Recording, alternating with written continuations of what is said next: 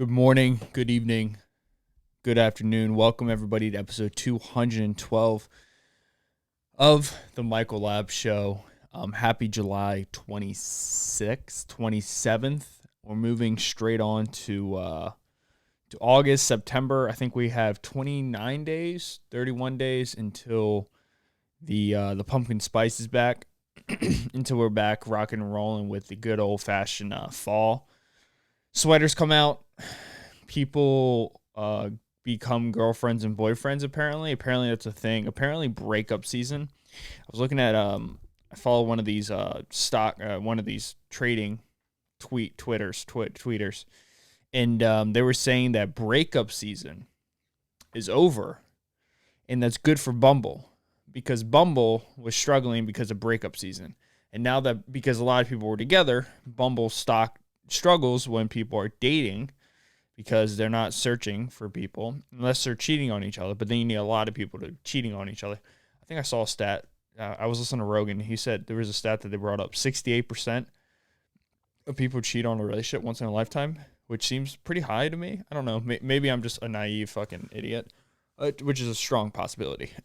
But so now that breakup season is over, people are going into cuffing season, which is another mic over here. Let me spin that out of the way. Gone. Cuffing season, and cuffing season is when you cuff somebody and you date them, and you date them through the holidays, and then apparently my girlfriend was telling me that right before the holidays you break up with somebody so you don't have to buy them gifts. So I'm once again perplexed why we as humans have made it so far in this world. Honestly, we haven't made it that far. And to be perfectly honest, we're kind of falling apart at the seams as we speak right now environmentally. But overall, happy to be here. Happy to be talking to everybody. I hope everyone's having a beautiful, beautiful summer. I know it's a little bit hot out there, but, we're alive. We're killing the environment, but things happen. I'm in a good mood. A lot of things have happened for me this past weekend. I'm recording this podcast right now at 7:50 in the morning. I didn't know it was that early. Got myself a Starbucks venti drink. That app is a game changer. I've never really used the app. And the reason why it's a game changer because it allows introverts like me to order everything that they want from Starbucks because, okay, so here's my order. I go to Starbucks. I get a venti iced Americano with splash of whole milk, 3 Splenda, and 2 to 3 pumps of sugar-free vanilla. Now, that's what I like to get. But when I go there, I struggle saying the last thing. I either say, I always say splash of whole milk and 3 Splenda, or I say splash of whole milk and 3 pumps of sugar-free vanilla. Because I don't have the, I start to get uncomfortable. I start shaking in my flip-flops and I move on. And then I drink it. I'm like, this is good. Why isn't it what in my head? Why doesn't it taste like the order I put in my head? And I'm like, oh, wait, because you didn't say what you wanted. But the app, I can just do it ahead of time. I can just go there and pick it up. And it's already made. And I don't have to feel like an idiot talking to people. So that's exciting. But that's a good way to start off your Monday morning. What else is happening?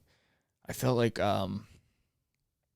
so I'm recording this, like I said, at 7:51 this morning on a Monday. You guys are watching this on the 26th or any day after, or Wednesday, the 27th or 28th, whatever. I have a interview today with a company, and I'm pretty excited. I feel fairly confident about my ability to sit down and do an interview. It's kind of troublesome because it's not over Zoom and it's not in person, so it's over the phone, which is fine for me. The only issue I have with the phone is I like to be able to talk to people face to face, because I feel like if I'm talking to someone face to face, I really excel in that environment because I feel like I have the ability to connect with people very quickly, and I have the ability to make people feel like they're being heard 100%. And the issue with the phone is there's a lag time, and that lag time can be troublesome at times because you talk and the other person's talking per se, and you think that they're finishing. So a place where you would interject, but they're not finishing, or you are not done talking and they start talking, because there's that slight lag time. It's only like a quarter of a second, but that quarter of a second is a huge, huge thing whenever you're trying to communicate with somebody. But it's a pretty big opportunity. I think it's a sales. I should probably know. Jesus Christ. I hope they're not watching. If they're watching, I just lost my position. I can't say the name of the company. I want to say it's a sales associate position. Let me pull it up here real quick. My jobs. I've never used LinkedIn before in my life, so I've just recently been using it. It is I don't have it there either. One second. Being very professional here. That's my bank information. You guys want my bank information? I can give you everything. I don't care. That's not it. Jobs. There you go. It's a sales executive position. So I have a meeting today at 2 p.m. I'm very excited for. I think I can do well in it. The only issue I'm gonna run into is it is July, and I'm not graduating until December, right? That's when colleges graduate. So I'm kind of in a situation where I need to work for a company that's willing to, I guess, take 3 to 4 or 5 months to train me over that period. So I'm in January, I'm ready to go. I also am not going to be able to work like full time. But if it's a remote position, I feel like there's flexibility there. What I really want is to get a job as soon as possible. I've been feeling I've been feeling stuck. I've been where I'm at for about 2 or 3 years, and it's nothing against anybody. It's just, I think it comes to a point in everyone's life where you just want to make that next step. And when you can see that step right in front of you, but you can't do it because of the situation you're in, but you're trying, I think it can be slightly troublesome. And I know for me, the way I'm going to find a job that I really enjoy is finding jobs that I don't enjoy, because I don't know exactly what I enjoy. I'm hyper fascinated about a lot of things. Like, for example, just 2 days ago, I had a sit down interview with a banker. Like, I love banking. I love investing. I love market analysis. I'm very passionate about allowing people across the whole country, the rich and the poor, specifically the poor, to learn how to invest. But am I hyper fascinated with banking? I'm hyper fascinated with a few things in banking. But I'm very interested in marketing. I'm very interested in sales. I know I can do sales. Like, for me, it's going to be a lot of testing the waters. And I'm also fairly confident with my ability to really work really hard in a position and move up. But I'm just excited for the future, and it's going to be an interesting year. Like, this next year of my life and also Taylor's, it's going to be a fun year. We're going to have a new setup, a new podcast studio. A lot of things are going to be changing, and a lot of things are going to be changing for the better. Ideally, I would want to be able to have my own studio outside of an apartment, but I'm not too sure how that's going to work out. My dog's about to bark here any second. Hopefully she doesn't see that dog, but I'm pretty sure she will see that dog. But that would be the perfect situation, is to have my own studio, keep on doing a podcast twice a week. And then since I have my own studio, my own place, I can hopefully have people come in and do the podcast. Now, to be fair, I have got pretty comfortable doing a podcast on my own, solo dolo, twice a week. The only issue with doing a solo podcast is it's me. So here's a challenge for everybody. Stand in your bathroom Mondays and Wednesdays, look in your mirror and talk to it. Just talk to it about anything, 45 minutes each time, and then tell me how that goes. It's not easy. Like, you might be able to do it for a few weeks, a few months, maybe a year, but 2+ years is not it's not the easiest thing to do. It's fun. I like doing it. It's a very creative side of me.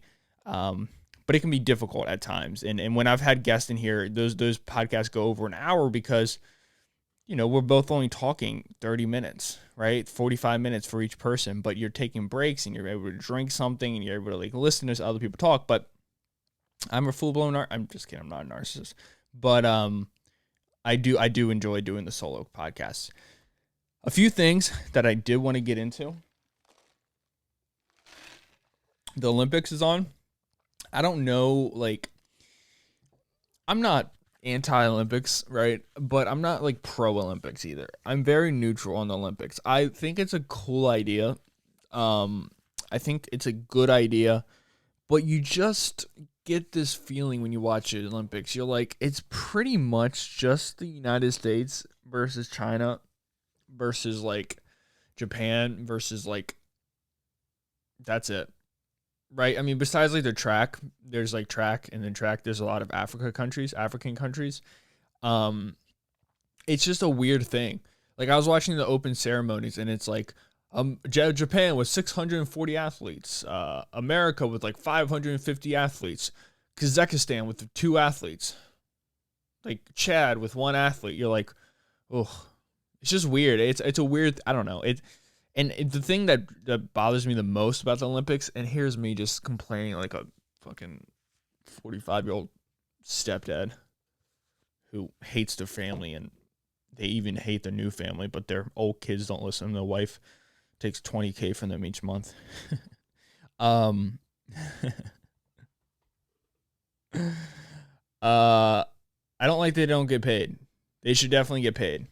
And I know like a lot of people, it's been a good thing this past year. People are starting to realize their value.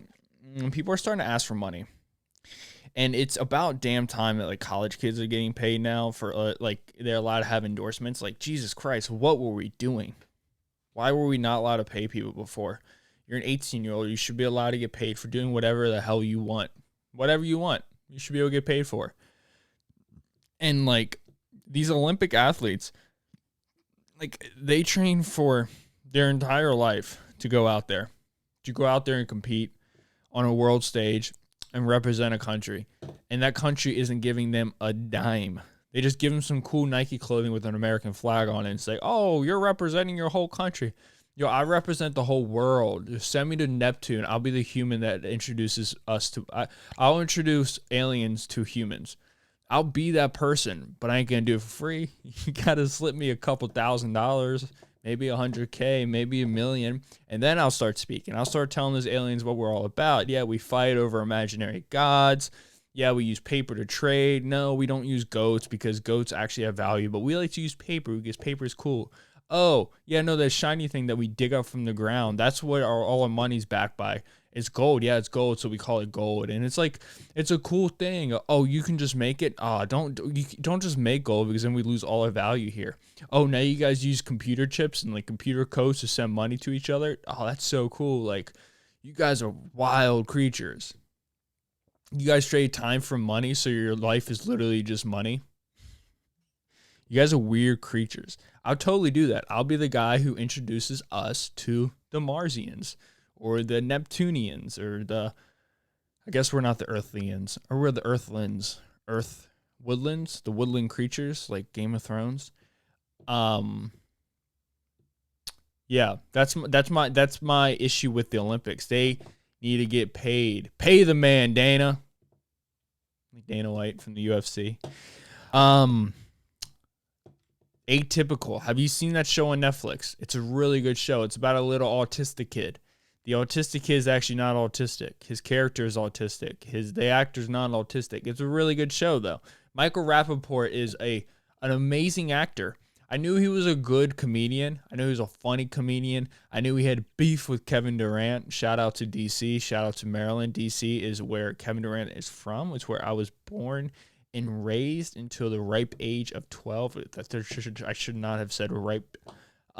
Till 12, and then I popped up out of there and I moved to Anne Arundel County. I went from, whoa, this is like a cool world to like, whoa, everybody's on Xanax and Adderall. Like, what is happening? Like, oh, these are real people that would just smoke cigarettes and drink a 48, and these people are just popping out on Xanax and Adderall and like dropping their kids off at like the 4-H, or not the 4-H club, but like YMCA, and they're going out and doing an accounting job, just sniffing cocaine all day. None of this I'm saying is real. But shout out to Autism. It's a really good show. I've loved Autism, and it's weird.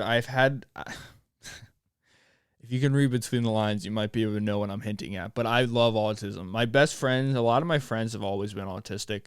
I've always got down with the autism people a lot more. They seem so much more honest, dude. They seem like nicer individuals. They don't lie to you. They're not out there trying to stab you in the back. They're straightforward. If you ask them a question, you're going to get an honest answer. And if you don't like the answer, then you're not going to like the person. But the person's not the person you shouldn't like. It should be you for not liking what they said, because what they said was the truth. And you know you're messing up in your life and you got to fix it, man. You got to fix it, man. But no, I really do like Atypical. Michael Rappaport's a stud. I'm only like 6 episodes in, and that wife is a son of a bitch, dude. I don't like cheating. Like, I don't get down with that. And I can't watch TV shows where like a character's cheating in the nighttime. Not like in the show, but like if it's daylight in my real world, I can watch it. But like if the sun's down, I'm watching a show where like someone's cheating on somebody. It just makes me upset. I don't like it. It's not nice. You shouldn't, if you're going to cheat on somebody, just tell them that you're going to cheat on them. Like, or just break up with them. It seems so much easier. Like, I don't understand why, like, so much suffering. Like, it would suck. Hey, like, I'm going to cheat on you, or hey, I don't want to be with you anymore with somebody else. But it seems like that would be the most logical way to do it. I mean, I feel like if you're going to do it, you should just tell them, hey, I'm going to have sex with somebody else. I don't know. Like, it would suck. People wouldn't be happy. People would be sad. But, like, trauma wouldn't set in. And this is what I mean by humans. We're weird. We, like, lie to protect things because we think it makes things better, but it doesn't make things better. But of course not, because people don't like being lied to. People can deal with the truth, but they don't like when they've been deceived the truth. But the kid's a really good autism boy, and he does a really good job, and I think he portrays it really well. And the thing that makes me, like, the thing I like the most about the show is not everything about, it's going to be a crazy week in the stock market. The thing that I like the most about the show is the sister. Like, she's portrayed so well. Like, she does such a good job. Like, not just in a, like Taylor was saying this, not just in like a brother-sister relationship, because a lot of TV shows struggle with that. They struggle with that brother-sister relationship. But even to add another wrench in the toolbox, another wrinkle in the shirt, I'm really bad with analogies. I don't understand a lot of them, and a lot of time people say things I'm like, that doesn't even make sense. Like, you shouldn't have said that. Sometimes analogies just take away the meaning from what you're actually trying to say. Harry Potter is wild, dude. But it's a really good show.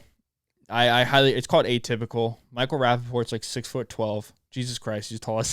He's so tall. He's a good actor. He's funny. He just messes with KD a lot, and it's a good show. Another thing I want to get into after I drink my delicious coffee in a silent moment on the podcast for dead noise, because dead noise is where it's at, is Amazon, dude. Now, I've talked about this ad nauseum. I think it's called ad nauseum. About Jesus Christ, this is crazy to think about. Bitcoin and Ethereum are like the two, like, if you're going to have dragons and you're going to give them big old heads, if you're going to have a dragon and you're going to give it 12 heads, two of the heads, the biggest heads, the one that put the other 10 heads in its place when, like, they're acting up, these dragons go in and rip them apart, would be Bitcoin and Ethereum. Bitcoin, to me, is an asset. It's a long-term asset. It's not something you would trade for items. I think it's gold in the sense that, yeah, you could sell gold. You could use gold to buy things, but it wouldn't make sense because it's going to continue to go up in value as the dollar will continue to go down in value because of inflation. Gold is a bet against inflation. I look at Bitcoin the same way. Now, a lot of people would agree with that, and a lot of people would say Ethereum is kind of like that, but Ethereum can be more of like the dollar to gold, where like Ethereum is the dollar and Bitcoin is the gold. And I was saying, I might have mentioned a few times on the podcast, but I really thought I knew Bitcoin was going to, I knew Amazon was going to do something with cryptocurrency, right? Like there was no way around it. They were going to do something with cryptocurrency, but I didn't think it would be till like 2023, 2024. just simply because of how volatile it has been. Now, when volatility happens, it's if you can get through the storm, there's a lot of potential. Like, think about Tesla. Tesla is almost was $1,000. It's back down to like I don't even. I'm just gonna say 700. It's volatile as hell. It's gonna get back to $1,000 if you have the capacity to keep your head above water and you can buy at 700, and it's gonna go back to 1,000. I mean, you're making a huge profit right there. I mean, what is that, like a 50% profit? Just about, maybe not. I don't know. I'm an idiot. 40% profit.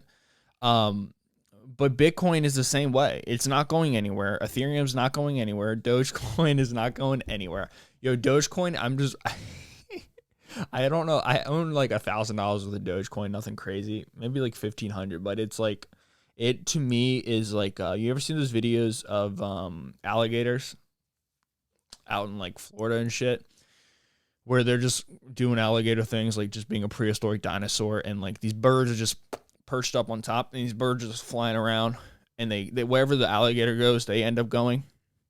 I see Dogecoin as that, and an alligator is the Bitcoin. And wherever the alligator slithers around, snakes around, bites around, the bird, the Doge, is on top, and the dog flies with it.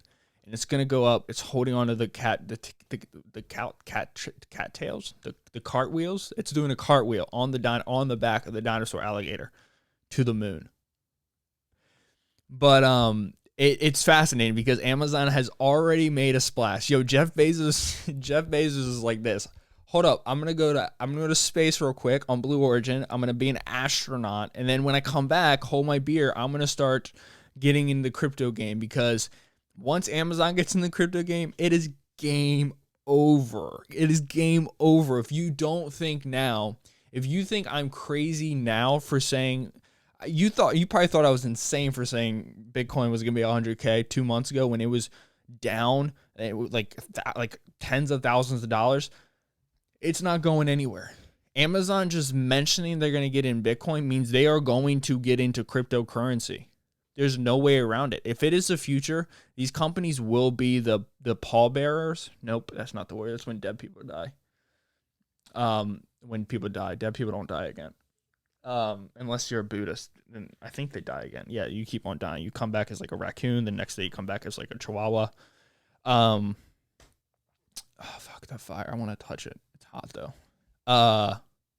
Yeah. Like, these guys are, it's not even over yet. Tesla was the beginner of it, and Tesla's going to start accepting Bitcoin at the B conference. He said he was going to do it. Elon said he's going to start accepting Bitcoin again. Amazon's going to start accepting Bitcoin here any moment. I would say by the end of the week, there's going to be a huge announcement. They put out that's where it all started. They put out a job announcement, hinting that they're looking for somebody in the crypto world who can manage crypto payments systems, essentially. Which, by the way, that guy's going to get paid money, and watch him get paid in Bitcoin. Hilarious. Hilarious. Adorable.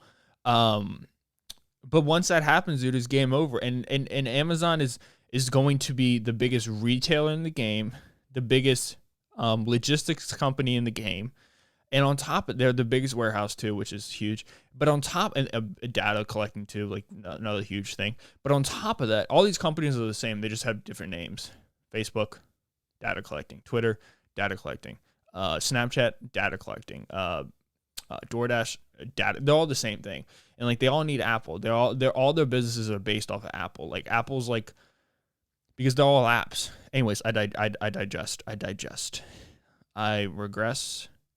I digress. Let's get back on track, Mike. You're doing a good job. I like doing these podcasts early in the morning. I feel like I'm a lot more jumping and dumpy, because I haven't like been able to talk about everything I want to talk about to people. I haven't been able to like think on my thoughts yet. And like, if I can just think my thoughts on a mic, I feel like that's where the podcast really does well. To be able to think my thoughts on a mic. But yeah, Bitcoin surges as Amazon hints it may embrace crypto.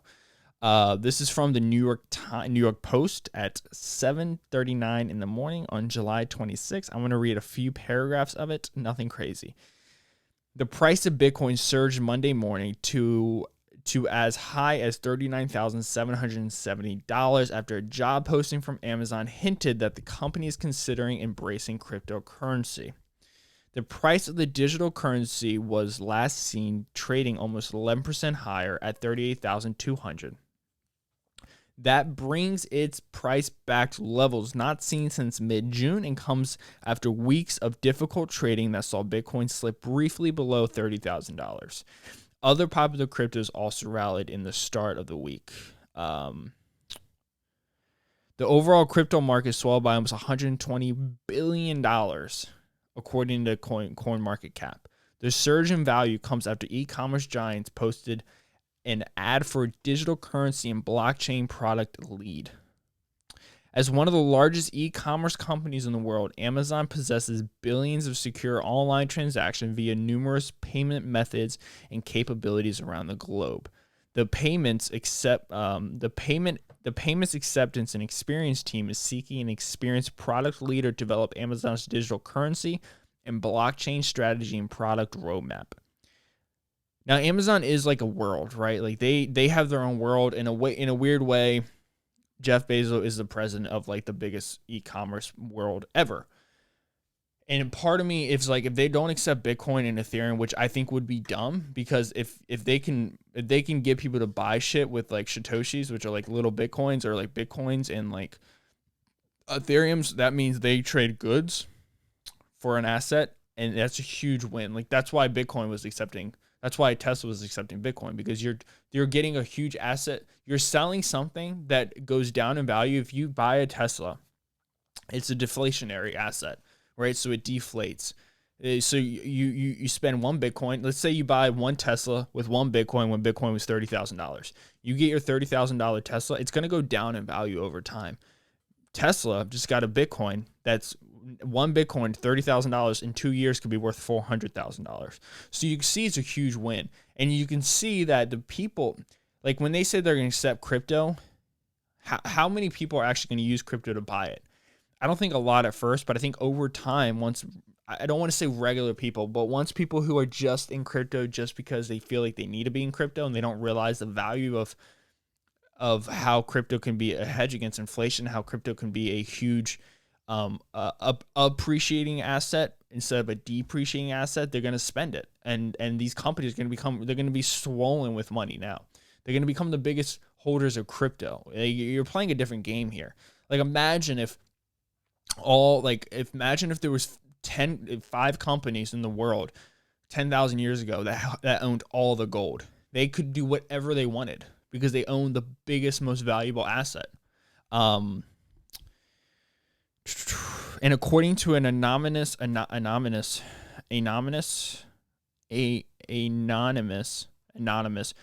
to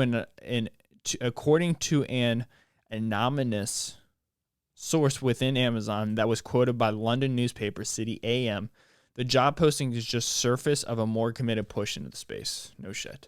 This isn't going through the motions to set up This isn't just going through the motions to set up cryptocurrency payment solutions at some point in the future. This is a full-on, well-discussed and integral part of the future mechanism of how Amazon will work. The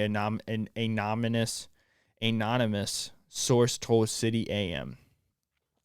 It begins with Bitcoin. This is the key. This is the key first stage of the crypto project, and the directive is coming from the very top, Jeff Bezos himself, and then Dogecoin is next. This source said. I'm just kidding. They didn't say the Dogecoin part, but that would be wild if they did.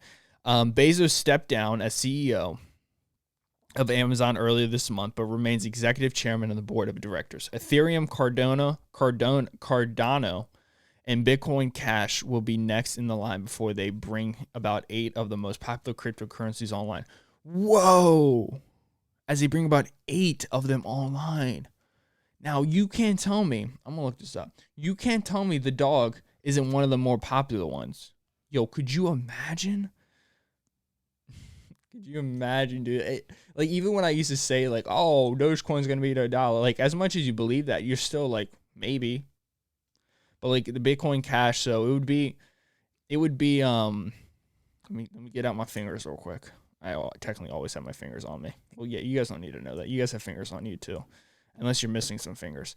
You got Bitcoin, Ethereum, Cardano, Bitcoin Cash. That's 4 right there. Dogecoin, XRP, maybe Tether, but Tether really doesn't appreciate in value. And then there's another one. That's incredible. The source also claimed that Amazon's crypto push has been in motion since 2019. I'm not shocked by that at all. Also, perhaps pushing the price of Bitcoin higher is last week's The B Word conference, in which Twitter CEO Jack Dorsey, Tesla Elon Musk, and ARK Investment CEO Cathie Wood all came together for discussion on Bitcoin. At the conference, Musk said Tesla will, quote, most likely, end quote, start accepting Bitcoin again as more renewable energy is being used to mine the digital currency. This is actually the posting right here on Amazon. I'm going to read it real quick to you guys. This is from Amazon Jobs, digital currency and blockchain product lead. Do you want to innovate on behalf of customers within the payments and financial system of one of the largest e-commerce companies in the world? As one of the largest e-commerce companies in the world, Amazon possesses billions of secure online transactions via numerous payment methods and capabilities around the globe. The Amazon Payment Acceptance Experience team is responsible for Amazon's customers pay on Amazon's site and through Amazon services around the globe. The Payments Acceptance and Experience team is seeking an experienced product leader to develop Amazon's digital currency and blockchain strategy and product roadmap. You will leverage your domain expertise in blockchain, distributed ledgers, central bank digital currencies, and cryptocurrencies to develop the case for the capabilities which should be developed, drive overall vision and product strategy, and gain leadership, buy-in, and investment for new capabilities. You will work closely with teams across Amazon, including Amazon Warehouse, AWS. What is AWS? I don't know what that is. Amazon Web Services. Andy Jassy's the CEO of that company. Let's see how much this bastard's worth. How much are you worth, dog? $450 million. You poor son. To develop the roadmap, including the customer experience, technical strategy, and capabilities, as well as the launch strategy. He also reiterated that he's not selling his personal holdings of Bitcoin at any time soon. That's talking about Elon Musk. Twitter Dorsey also had kind words of cryptos, saying later last week on the company's earnings call with analysis that Bitcoin will be a, quote, big part, end quote, of the future of the social media company. So it's happening. It's not going away anytime soon. If you're not in Bitcoin yet, I don't know what you're waiting for. I don't think that this is not financial advice at all, though. Nothing I say is financial advice, by the way. So put your lawyers away.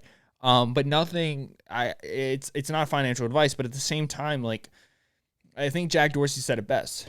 He remembers growing up with the internet. And he felt like a nerd and nobody talked to him and everyone thought he was weird. And then next thing you know, the internet is literally, I'm doing this over the internet. You guys are listening because of the internet. I was able to read an article because of the internet. Internet is everything. It's not going away anytime soon. And on top of that, that's what cryptocurrency is. That's what Bitcoin is. It is that. It's the early days. We have an internet. We have this ability to transact, to make information just go across the globe like that. We have this ability to get information out to everywhere, to put out your ideas and your thoughts out in the world in a second, right? We have that capability. What we don't have, the capability we do not have, is the capability we do have the ability to pay people, right, over the internet, but is it as secure as it should be? Where I work, I make phone calls all the time to update people's billing information, and I when I do it, I get 3 or 4 people to say I have a stolen credit card. Like, that's a small place. Like, it happens every day. Like, how many credit cards? How many credit cards get hacked each year? With over 270,000 reports, credit card fraud was the most common type of identity theft last year, and more than doubled 2017 2019. Almost 165 million records containing personal data were exposed through data breaches in 2019. $165 million. Holy crap. Recent figures suggest that over 80% of credit cards currently in people's wallets have already been compromised. What? Marcus Burke, the director of programs and marketing for the nonprofit Merchant Risk Council, which educates businesses. Oh my God. I don't care about how. Can the bank track what is the most common way to steal credit card information? Phishing emails, spyware, public Wi-Fi networks. You're trash. You're trash. Oh, that's so funny. I was thinking like web trash. No, just literally your trash. People just throw away, like, that's so funny. I'm trying to think if I were to go around and start stealing people's credit card information, which I wouldn't do. So everyone out there who's watching, who is like a company, and I filled out like a job application, I wouldn't do this. But if I were to do this, you could just go through people's trash and find credit card information. That's so funny because all these other ones are like hacking here, hacking there, hacking there. And it's just like, no, dummies, just put in your trash. Only use secure websites. Don't give your account number over the phone, and check your credit card statements regularly. I don't do that. I do. I check my credit card statements regularly every single day because I'm a lunatic or I'm a smart guy who doesn't want to get his information stolen by people in Jamaica. Have you seen that documentary or that lady? She was on Rogan's podcast. I'm not going to remember the name of it, but we're coming to the end of the show. And guys, I've been reading this beautiful book by Alexander Solzhenitsyn, and it is a great book. And it is a book that makes you think, and it is a book that makes you appreciate the world that you live in. It makes you go like, holy crap, maybe I should start being more appreciative of the things I have. I'm going to read it real quick. Page 195 of The Gulag Archipelago, Part 2. And I'm going to read this. I might give a few of my thoughts, but after I read it, I'm done. We're going to end this podcast, and I'm going to let you guys go, and you guys can enjoy your day. Okay. Here we go. I don't know what they're talking about, but we're going to do it. Okay. I'm going to start here. And the next day, that fine drizzle kept falling and falling. The clay pit had got drenched. We were stuck in it, but good.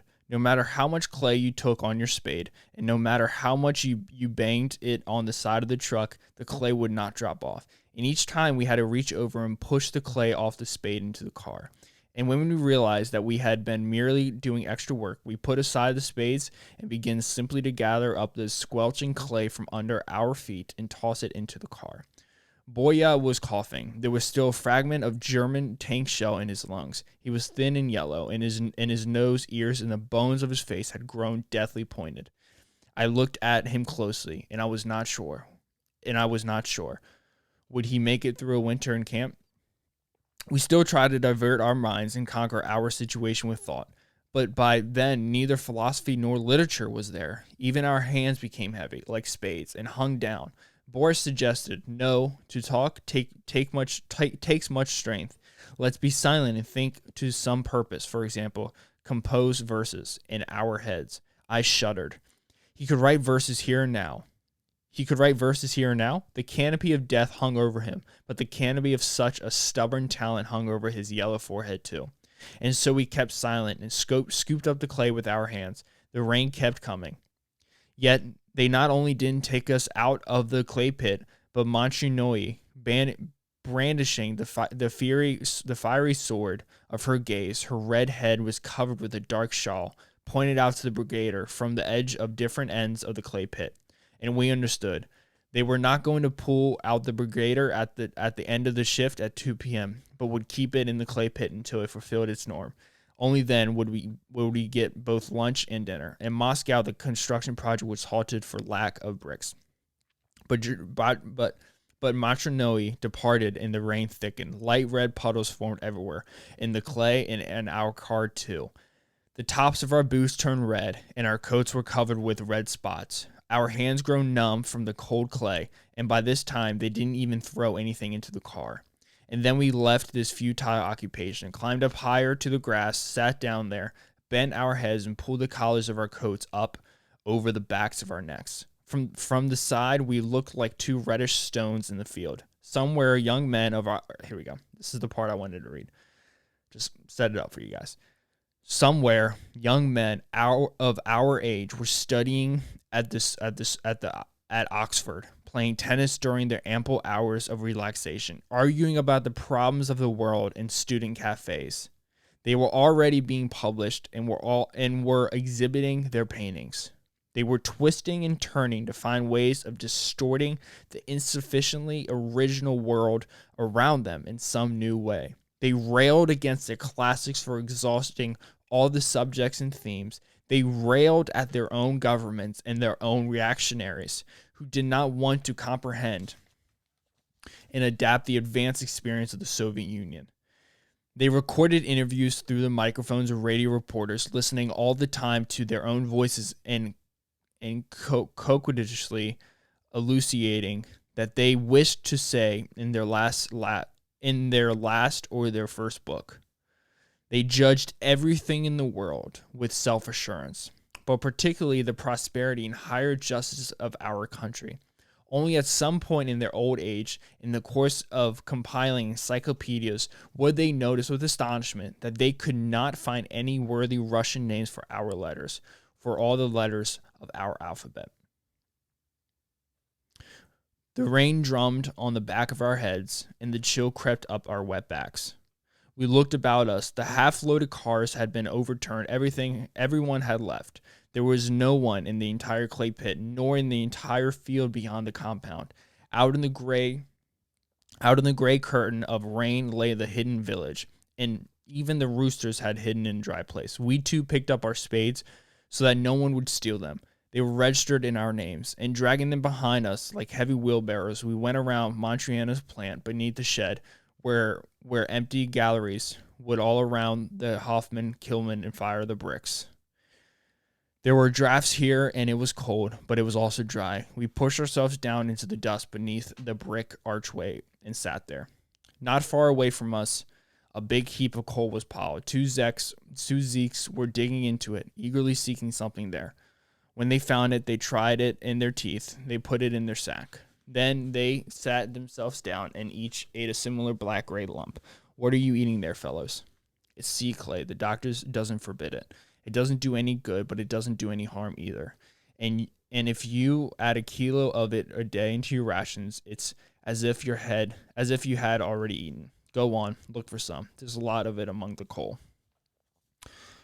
I think that not the last part, but the middle of the last part where I talk about where Alexander Solzhenitsyn is talking about the tragic stuff that he's going through with these at the Gulag in the Soviet Union, and just in the same country that he's in, there's kids, the same world he is in at the same time. There's kids in London and Oxford who are studying and challenging and trying to explain why they're playing these intellectual games with each other, because they say that the world that they live in has no meaning, and they're being critics of philosophers.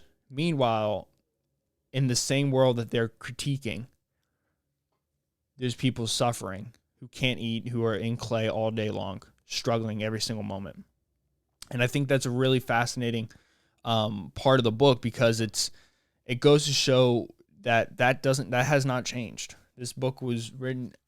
This was during the early 20s to like the mid 50s, and so the early 20th to mid 20th century, and nothing has changed. We can say that right now in the world that we live in right now. Like, this iPhone I use was made by people who struggled the most. And I've been going back and forth to Baltimore lately because Taylor and I are looking to move in that area, and it's a 35-minute drive from where I live, which is suburbs. It's a beautiful area, to these places in Baltimore that have no businesses, that you can see that there's open air drug trafficking, human trafficking. And we spend so much time trying to fix things that don't need to be fixed because we haven't even built a real structure yet. So that's that. I don't have too much more to say, but I enjoy doing the podcast early in the morning. We might have to make this a new thing. But with that being said, guys, thank you so much for listening to episode 212 of the Michael Lab Show. I hope you guys have a beautiful day. You probably didn't make it this far, but if you did, if you want to, you absolutely could. Please donate to the podcast. There's a link in the description below. But with that being said, guys, thank you so much. I'll catch you guys in episode 213 of the Michael Lab Show. Peace out. See ya. Have a beautiful, beautiful Tuesday and Wednesday.